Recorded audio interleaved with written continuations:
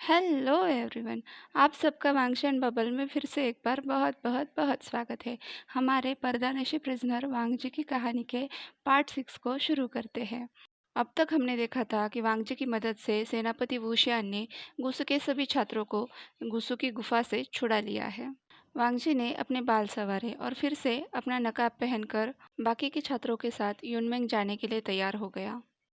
गुसू से निकलने के बाद युनमेंग के रास्ते में 3 बड़े शहर पड़ते थे, शेई टाउन, फिनिक्स टाउन और यिलिंग टाउन। 2 दिनों तक फिनिक्स शहर में रुकने के बाद उन्होंने इस बात की जांच कर ली कि आगे उन्हें कोई खतरा नहीं है। अब वो यिलिंग शहर की तरफ निकले थे और 3 दिनों के लगातार सफ़र के बाद वो युनमेंग पहुंच सकते थे। वांगजी ने फिर से अपने नकाब की डोरी कसकर बांध ली। उसका बिल्कुल सफ़ेद नकाब उसकी खूबसूरती को ढके हुए था।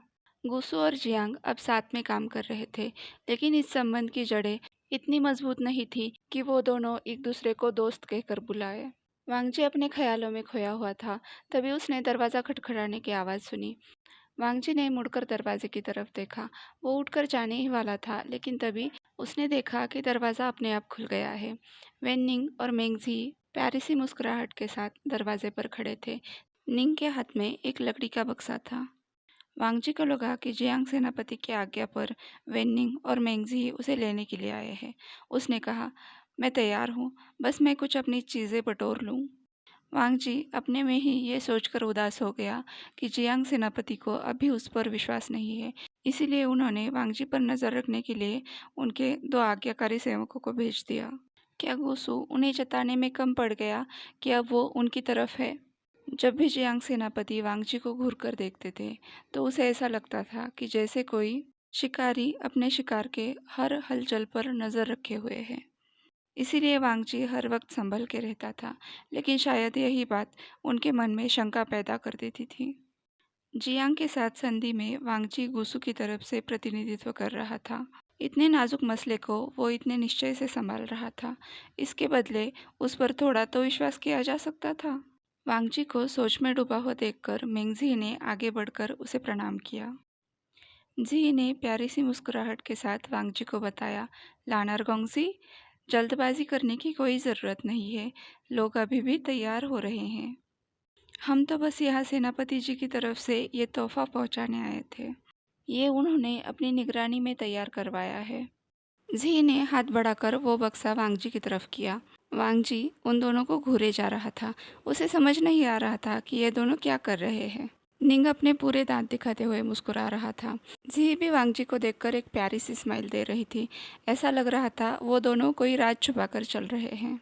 वांगजी ने कहा, मेरी तरफ से सेनापति जियांग को शुक्रिया कहिए।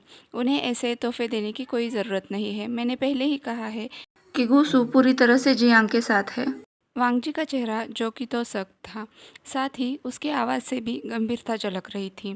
जी और निंग ने एक दूसरे की तरफ देखा। उन्हें समझ में आ गया कि वांगजी उनके तोहफे का कुछ गलत मतलब निकाल रहा है। मुझे नहीं लगता कि कोई उन्हें रोक पाएगा जब तक कि वो सब कुछ नहीं पा लेते जो उन्हें चाहिए। निंग ने अपने सर को खुजाते हुए कहा। निंग और जी दोनों वांगजी को प्रणाम करके चले गए। वांगजी को उन्हें देखकर यह समझ तो आ रहा था कि वो दोनों कुछ छुपाने की कोशिश कर रहे हैं। वांगजी उनकी मुस्कुराहट के पीछे की वजह सोचने की कोशिश कर रहा था, लेकिन उस बक्से के अंदर क्या है ये जिज्ञासा उसके सोच पर हावी हो गई। वांगजी ने वो बक्सा खोलकर देखा। उसके अंदर बहुत ही खूबसूरत खंजर रखा था। उसकी धार सफ़ेद रंग की थी, जिस पर नीली रेखाएं उभरी हुई थी। साथ ही उस पर बादल का निशान बना हुआ था। ये एक बेहतरीन कारागिरी की मिसाल थी। वांगजी ने खंजर को अपने हाथ में ले लिया। वो वांगजी की हथेली में इतने बेहतरीन तरीके से पकड़ में आ रहा था कि जैसे वो उसी के लिए बना हो। जाहिर सी बात थी कि जिसने भी इसे बनाया होगा उसने वांगजी का, उसकी पसंद नापसंद का पूरी तरह से ख्याल रखा था।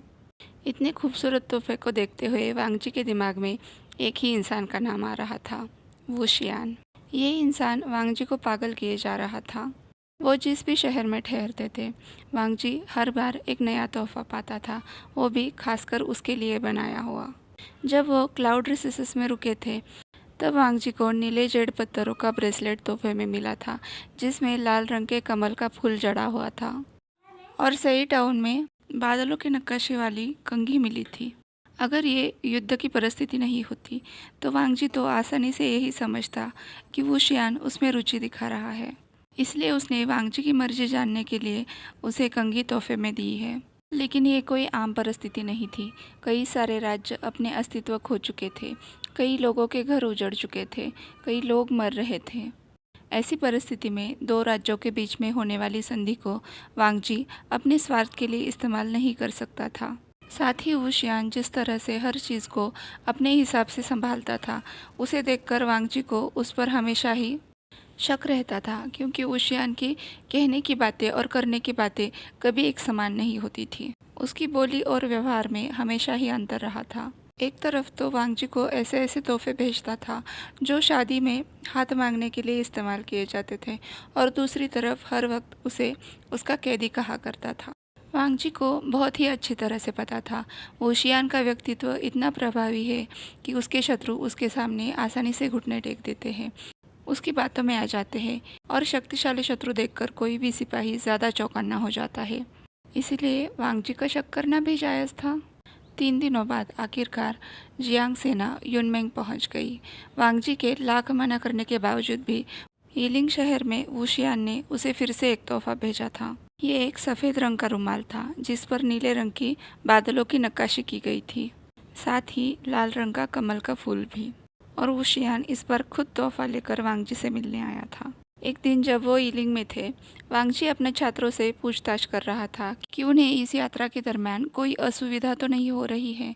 लेकिन गुसु के छात्र हर परिस्थिति में अपना संतुलन बनाए रखना बखूबी जानते थे।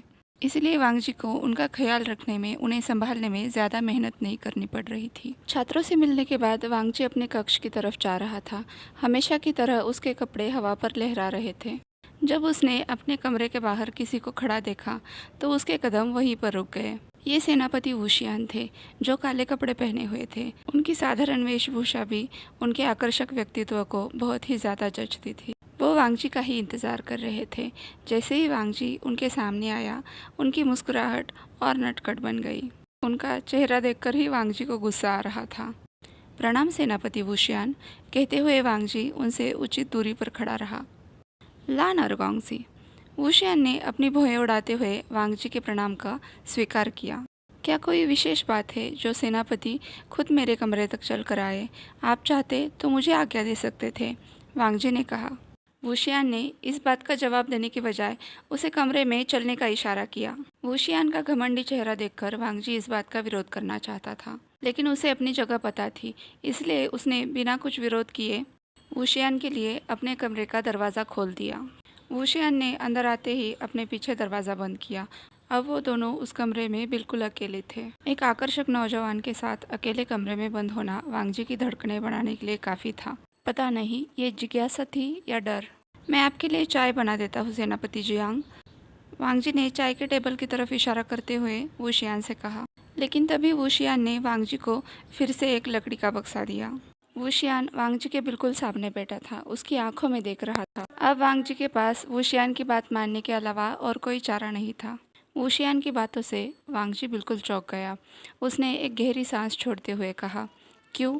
मुझे या गुसु को न्याय का साथ देने के लिए किसी भी तरह की घूस की ज़रूरत नहीं है। जियांग सेनापति हम पर इतना तो भरोसा कर सकते हैं। ये सब बातें वांगजी वुशियान की आंखों में देखकर बोल रहा था। उसकी आवाज़ से साफ झलक रहा था कि जियांग के लोग गुसु के लोगों की बेइज्जती बिल्कुल नहीं कर सकते। वांगजी की आंखों में निश्चय झलक रहा था, जैसे वो वुशियान को चुनौती दे रहा हो। गुस्सा होने की या चौंकने की बजाय वुशियान मुस्कुराया। उसने एक पल के लिए भी वांगजी की नज़रों से नज़रें नहीं हटाई थी। चाय के कप पर उंगली फिराते हुए वो वांगजी से बोला, गुसु की वफादारी पर मुझे कोई शक नहीं है। वुशियान के इस एक बात के सामने वांगजी की सारी बातें बचकानी लग रही थी। लेकिन आगे जो वुशियान ने कहा, उसे सुनते ही वांगजी के पैरों तले ज़मीन खिसक गई। वुशियान ने कहा, यह सब मैं अपने बदले के लिए कर रहा हूँ। वांगजी ने अपनी पिछली सारी मुलाकातें याद की कि कब उसने वुशियान को परेशान किया था, या फिर उससे कहाँ पर गलती हुई थी जिसकी वजह से इस आकर्षक सेनापति के अंदर का दानव जाग गया है।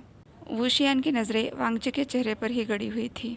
उसने मुस्कुराकर कहा, तुमने मेरे दिल में हलचल मचाई है और अब भी उसे छोड़कर जाना नहीं चाहते, इसलिए मैं बदला लेना चाहता हूँ।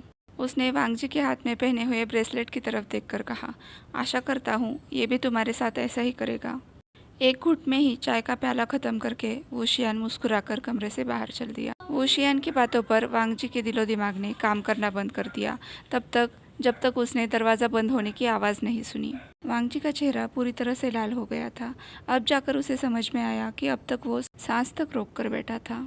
उसे अचानक कमरे का तापमान बढ़ा हुआ लगने लगा। उसे गर्मी लगने लगी थी और पेट में तितलियां उड़ रही थी। उसे समझ नहीं आ रहा था कि ये सब क्या हो रहा है।